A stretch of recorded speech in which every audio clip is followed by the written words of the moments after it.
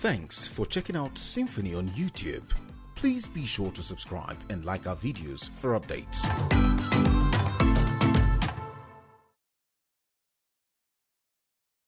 Some stories on the social media that KBC received a sum of 50 million naira from the federal government for killing of Igboho, Sunday Igboho, to become possible.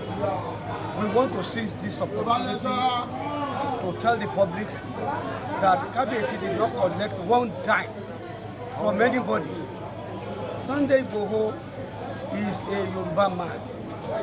He lives in Ibadan. He's a son of KBC Olubadan, and we are duty bound to protect him.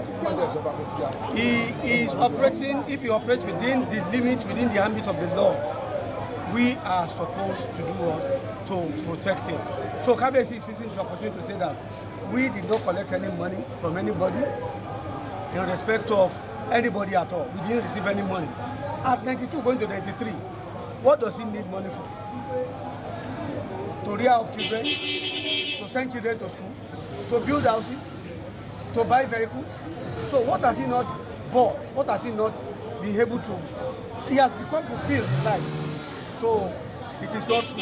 And I want us to use social media to be very mindful of the damaging effects of such things on innocent people.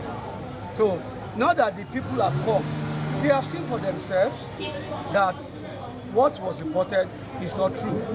Then they came with a lot of requests, and KBC has said to them that he will present their request to the appropriate authorities beginning from this moment, and he has said we should summon a meeting of the stakeholders so that the request will be looked into and addressed, and necessary people should be contacted.